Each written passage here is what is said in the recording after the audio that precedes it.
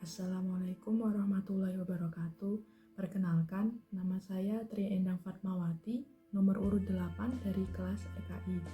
Berikut ini akan disajikan video naratif aplikatif dengan mengangkat materi pandangan agama Islam tentang kesehatan.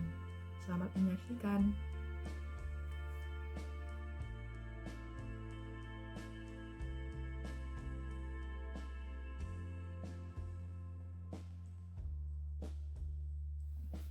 Islam mengajarkan agar setiap mukmin memilih pola hidup sederhana dalam segala hal, termasuk juga dalam masalah ibadah. Pola hidup yang baik apabila seseorang sehat secara fisik dan jiwanya.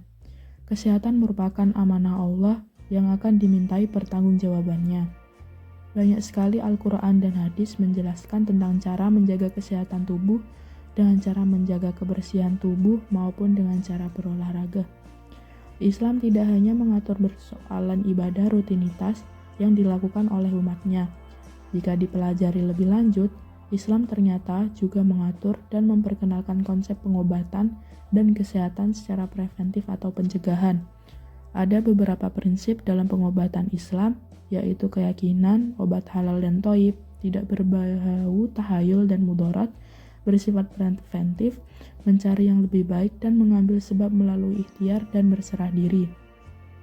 Prinsip atau konsep kesehatan ada 3. Yang pertama ilahiyah, adalah konsep kesehatan atau pengobatan datangnya dari Allah. Yang kedua alamiah, yaitu menggunakan sumber alam yang ada di atas muka bumi, tidak menggunakan bahan kimia. Yang ketiga yaitu ilmiah, yaitu salah satu syarat utama dalam konsep pengobatan Islam adalah dapat dijelaskan secara ilmu pengetahuan, bukan praktek pengobatan yang mengada-ada.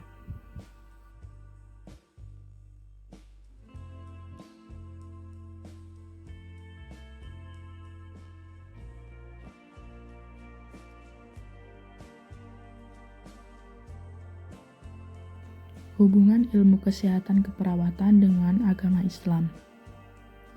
Peran agama dalam keperawatan sangat berpengaruh.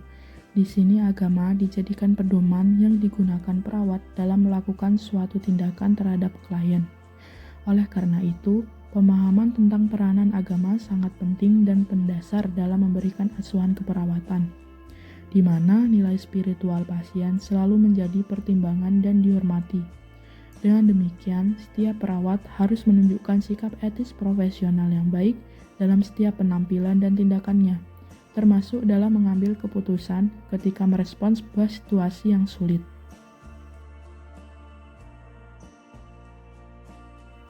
Bimbingan rohani bagi orang yang sedang mengalami masalah kesehatan. Manusia adalah makhluk yang paling sempurna, tetapi mereka selalu dihadapkan pada berbagai masalah yang timbul dalam kehidupannya, apalagi mereka yang sedang sakit. Pada umumnya, mereka selalu diliputi ketidaktenangan, tidak sabar, putus asa terhadap penyakitnya, serta pelaksanaan ibadahnya pun kurang. Maka sudah sepatutnya kegiatan bimbingan rohani Islam dilaksanakan, baik individu maupun kelompok atau instansi yang berhubungan. Faktor yang menyembuhkan manusia dalam keadaan sakit pada dasarnya ada 2 macam. Yang pertama, sentuhan medis yang dilakukan oleh dokter dan perawat. Dan kedua, sentuhan rohani yang dilakukan oleh tim bimbing-roh atau bimbingan rohani, yaitu berupa bimbingan motivasi, bimbingan ibadah, bimbingan akhlak, diskusi atau bercerita.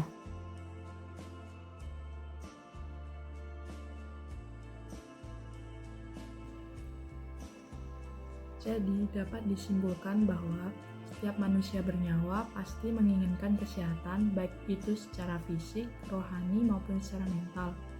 Sebagai seorang muslim yang beriman, kita harus patuh terhadap perintah Allah yang telah mewajibkan bagi seluruh umat manusia untuk menjaga kesehatan serta menyeimbangkannya dengan kebutuhan rohani. Menjaga kesehatan diri sendiri merupakan bentuk kecintaan kita terhadap diri kita.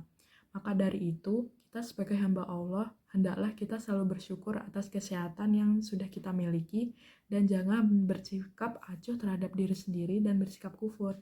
Sekian dari saya, terima kasih.